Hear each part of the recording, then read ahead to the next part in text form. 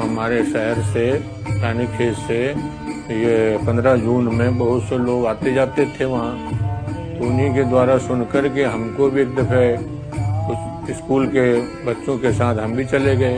एक दफ़े बाबा जी हमसे बोले तुम इधर आओ, यूँ किया, उन्होंने इशारा किया।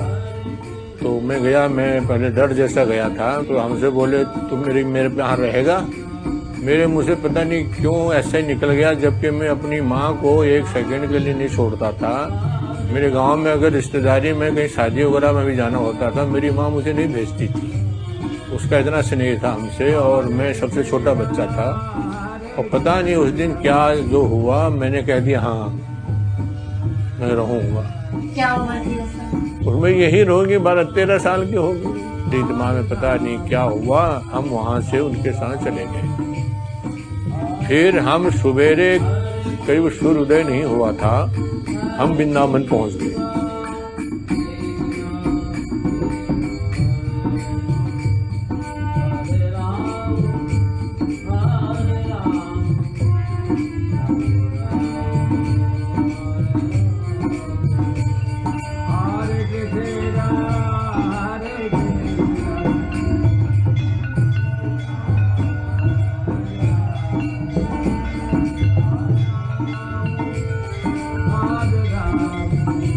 धीरे धीरे फिर हमने पुजारी कृत्य करना शुरू कर दिया महाराज जी के कहने पे।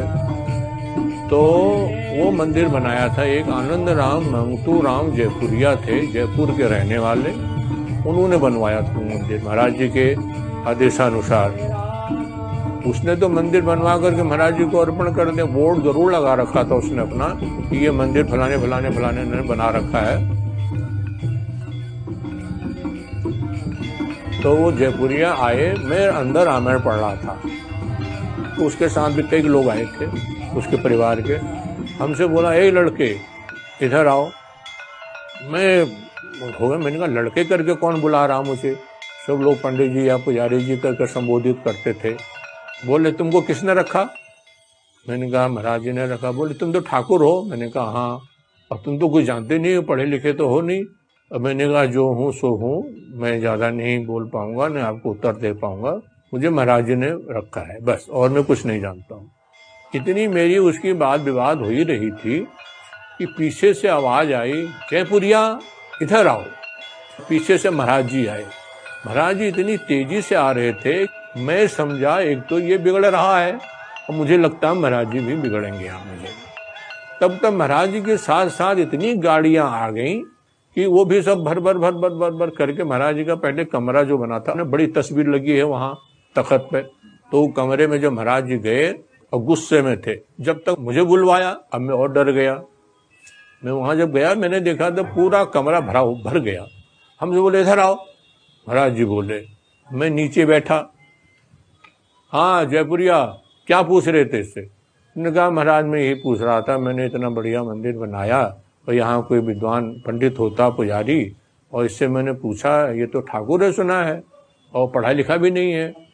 अरे तुम क्या जानो, ये बहुत पढ़ा लिखा हुआ है। अरे तुम क्या जानो, तो इसके पास डिग्री नहीं है बस।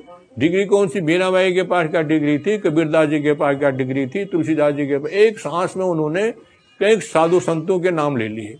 वो महाराज जी का शरीर तमतमा करके लाल हो रहा था एकदम, और इतना क्रोधित हो गए उसके ऊपर, तोड़ दो अपना मंदिर साले, हमारे पास 50 लोग हैं मंदिर बनाने वाले, बोर्ड हटा दो, यहाँ से वहां तक बोर्ड लगा रखे हैं तुमने, और ये मंदिर को तोड़वा दो अपना, तुमको इतना अहंकार अपने पैसे का। बोले क्या सुनना चाहता है इससे? बहुत बड़ा विद्वान है ये, तुम नहीं जानते इसको। तो वो भी अहंकार में चूर था। उसने कहा महाराज जी गीता सुना देंगे। हाँ गीता सुना देगा, कौन सा अध्याय सुनना चाहता है? उसने कहा 11वां अध्याय सुना देगा ये। तो मैं महाराज यहाँ बैठे थे, मैं नीचे बैठा था। तो मेरा तो जब जब वो बात हो मेरे उसी लय में तेरा शरीर कांपे, मुझे डर लगे मुझे। तो महाराज जी ने एक दफे ऐसा कुछ किया कि यूं जैसे पैर बदला, और वैसे कम्बल मेरे ऊपर ढकते हुए अंगूठे से मेरे यहाँ पर टच कर दिया, और फिर मैं बिल्कुल ऐसा बेहोश हो गया कि मुझे कोई फिर होश नहीं है। लेकिन ये मुझे लग रहा, आभास हो रहा था कि हाँ मेरे कंठ से आवाज आ रही है। गीता के श्लोक। और इस प्रकार की आवाज, इतनी शुद्ध आवाज मुझे सुनाई दे रहे थे वो, लेकिन मुझे और होश नहीं हो रहा था। पूरा कमरे में सन्नाटा हो गया, जितने भी लोग बैठे थे। तब तक देवपुरिया बिल्कुल रोने लग गया और महाराज जी को प्रणाम किया, महाराज जी से माफी मांगी। उन्होंने कहा, महाराज जी ने कहा कि इनसे माफी मांगो, इसका तुमने अपमान किया है, इनसे माफी मांगो। तो इतना बड़ा आदमी वो शेठ आनंद राम मंगतू राम जयपुरिया करके उनके आगे लगता था, उसने हमारे पैरों पे सर रखा।